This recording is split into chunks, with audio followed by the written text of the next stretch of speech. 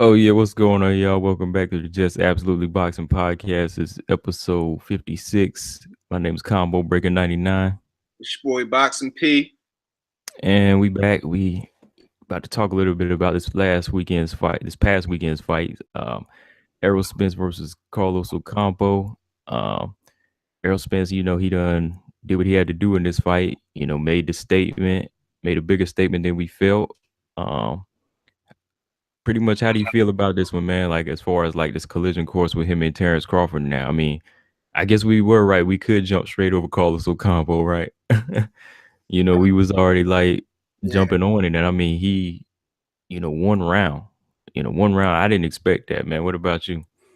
Um, I didn't know it was gonna be one round, but I mean that did go through my mind. Like, yeah, that's the only other choice that he really had because in my eyes, people say, "Oh, look what he did in one round," but I mean, look at the competition.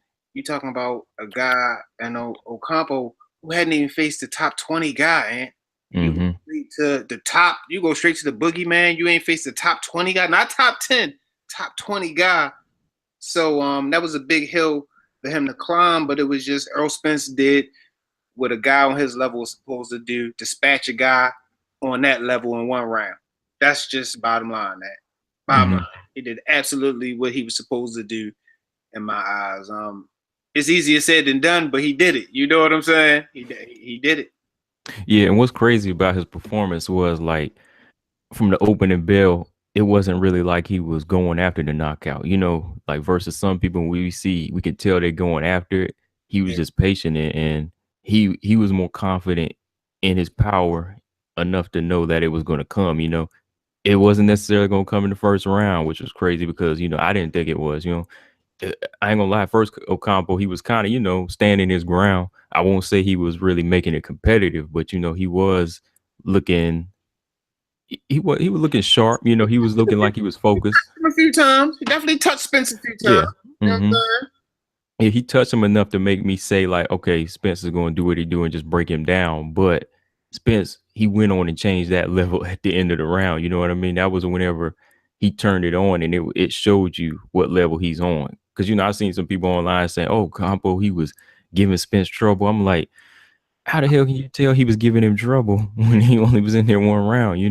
It was too much to. I mean, too short to measure like either way. And we had a episode about that stories back. I can't remember which one about the first round knockout. Exactly. Is it impressive or is it not enough? You know what I'm saying? Because I mean, this fight, it was a matter of time for this fight, but other fights, the Kid Chocolate and Danny Jacobs fight, Kid Chocolate got clipped so early in the fight that he didn't really have a chance. We don't know how that fight may have played out. You know what I'm saying? Had he not got clipped so early, um, Right. it's hard to measure, either way, how good a guy is or how bad his opponent was with first round knockout because anything could happen.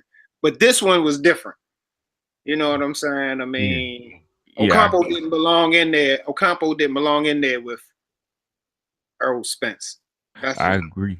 Yeah, but I agree because it's like you can say somebody is looking competitive and if they get taken out in one round, all that goes out the door. You know what I mean? Like you can't really say, oh, he was holding his own and then get stopped at the end of the round. That quick, all of that goes out the door because he was only in there one round. It ain't like he gave Spence 4 or 5 rounds. All absolutely. he could do, he did what maybe a lot of dudes would have done on that level. Try to keep poised, but it was like Errol Spence was at the same time trying to take his time in the beginning, but then when he saw he didn't have it, he just jumped on him. You saw what happened as soon as he let the guns go. As soon as he let the guns go, he went down, right? I mean, the dude Ocampo had no business in the ring with Earl Spence. It was nothing he really could do. He was just outclassed. He was out leveled, and however you want to put it, he had no business in the ring with a guy on that level, and a guy with that type of energy behind him right now. And you know what I mean? Mm-hmm. It's a lot going on right now in Earl Spence's career in a good way. So it was just, I mean, that type of stuff make me question stuff, Ant. Though, like he hadn't faced a top 20 guy, and you Hmm. get a title shot, but Terrence Crawford wasn't deserving to fight Jeff Horn. I mean, how, you know? And then, I mean, I want to talk about the differences in those two fights too, and I mean, although Errol Spence got the first round knockout, you know, beautiful body shot, can't take nothing away from him. He did what he was supposed to do.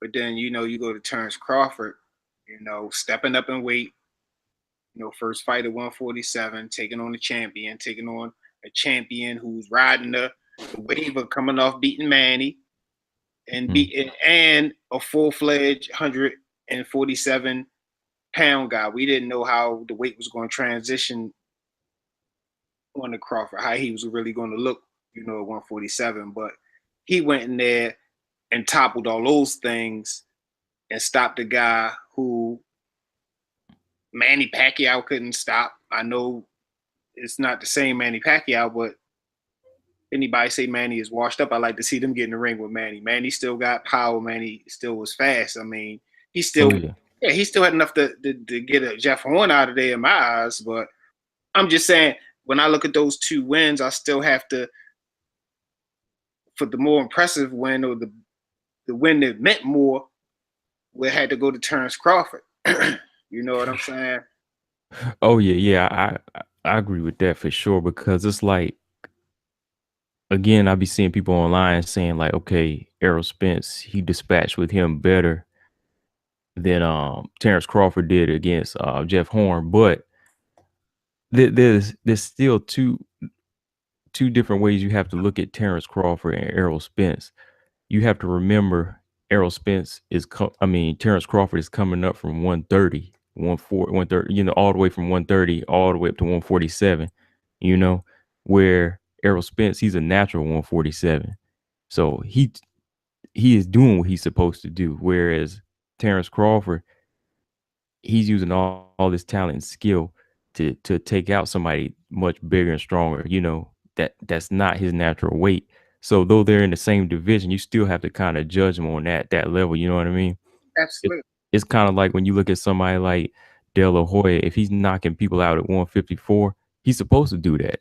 He's supposed to do that because that's the weight that he's closest at. But when you see somebody like Floyd come up from 3, 4 weight classes to 154 and start beating guys the same way, his looks a little bit more impressive. You know what I mean? Absolutely. Because, I mean, like we say, and who knows what Jeff Horn weighed fight night? I can pretty Hmm. much guarantee Terrence Crawford probably went down a few pounds. You know what I'm saying? But who knows how much Jeff Horn really weighed fight night? We see he has the big legs. He got that short frame that can be heavy. You know, those Hmm. short kind of wide guys. They, you know, they might not look heavy, but they are heavy. You know what I'm Hmm. saying? But who knows how much Terrence Crawford, you know, was at a weight disadvantage at fight night. And you know what I'm saying? People don't realize that either. Because though Terrence Crawford is putting on the 147 frame, he's putting on the 147 weight. He still don't have the frame, and him coming up from, like I said, the smaller weights, he still has a lot of disadvantages that he has to kind of turn around and do in his favor. So to be able to go in there with somebody like Horn and sweep him every single round, that's impressive.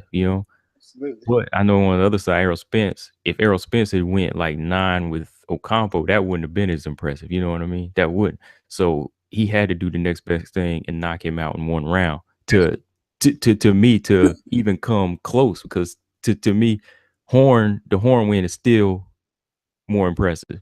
That's my logic behind the Ant. You know, he really Hmm. didn't have a choice but to really get him out of there in 1 or 2 rounds to give his give his win an exclamation point, like Terrence Crawford gave his exclamation point. So now it's been 2 exclamation points, and the train is still in line to, you know, for them paths to cross Hmm. sometime soon. Yeah. Sometime soon. How do you feel about them letting the fight marinate right now? I mean, it pretty much is going to have to, you know what I mean? But I mean, do you I don't really want to see it as a next fight now. Do you? Because we know they already talking like, yeah, we want it anyway. So it's like, do you want to see him try to make it next? Well, it's two ways. It's two ways I see it. Like we do it next, boom. Then what do we have? Mm-hmm. You know what I'm saying? But then if we do it next and it does what we plan for it to do, like turn out to be a really great fight, we could wind up seeing two, three, possibly four fights with these guys. You know what I'm saying? Um, the longer it marinates, the less chance we get to see a trilogy or, you know, um, a nice series with these guys. I mean, that's not guaranteed to happen, but you know, I'm willing to wait a fight or maybe two, Ant. You know what I'm saying? It's not really a rush. It's not a rush when the guys want it, Ant. You know what I'm saying? We're rushing when it's politics and people bullshitting. We know these guys want it, and they say, "Hey, man, it's gonna happen." And the fight after next, I'm cool with that because I believe that what they say, Ant, unlike what other fighters may say, I believe what Terrence Crawford says, and I believe what Errol Spence. They want the fight. That's the difference. Mm-hmm. It's not like one side doesn't want to fight. I believe both of these guys want this fight. Yeah, I believe that too. Yeah, I believe that because it's like with the see, like with the heavyweight division, for example, it's like, oh, we really let's be honest, like the big dogs is AJ and Wilder. You know what I mean? So it's like that's the fight that we want. Like every time they try to throw a Brazil in there or a Dillian White, we get mad, you know. But like whenever we got Crawford and Spence, you got Danny Garcia, you got Sean Porter, you got all these other names that they could still fight to make it look interesting, you know. And you know, we said that before because we said that the welterweight division is, you know, stacked right now. Right. Whereas with the heavyweight division, it's kind of, you know, it's looking interesting, but there's only one fight there that we want to see. So with Crawford and Spence, we can let that build up. You know, I mean, But Crawford Crawford, he could fight any of these other guys. You heard the rumor about Amir Khan being thrown out there, right? for who? Terrence Crawford. For Terrence Crawford. I mean, I like that. Mm-hmm. Right. But I was about to ask you that some Unga guy for Spence is what's Yeah, that? Ugas. Yeah, Ugas. I think he's like number one by the IBF. You know what I mean? So Errol Spence, he was already like, you know, there's really no interest in that fight. You know, he went on and said there's really no interest in that fight right now because I'm trying to get legacy fights. Right. You know, so I mean, he could have fought Ugas first because he was number one. You know, whereas Carlos Ocampo was number four.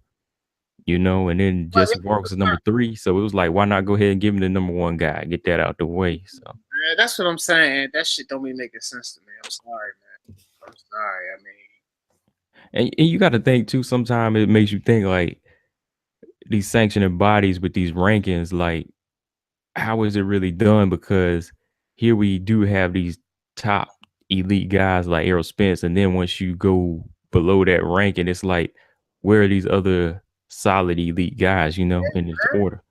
absolutely. Absolutely. I mean, it's questioning me. I mean, it makes me question any sanctioning body when, you know, a guy who hasn't faced the top 20 can get a title shot.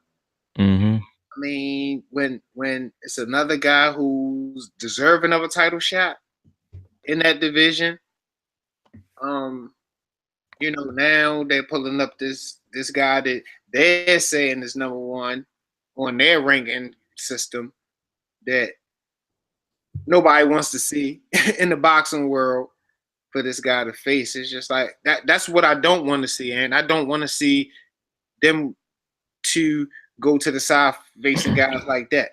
Terrence Crawford, Amir Khan, I buy that. Oh I'm yeah, with yeah, that. yeah. I'm with that. But Spence got to get in there with some names, man. We gave you this guy. He lasted around. Now you getting thrown another guy that ain't going to last.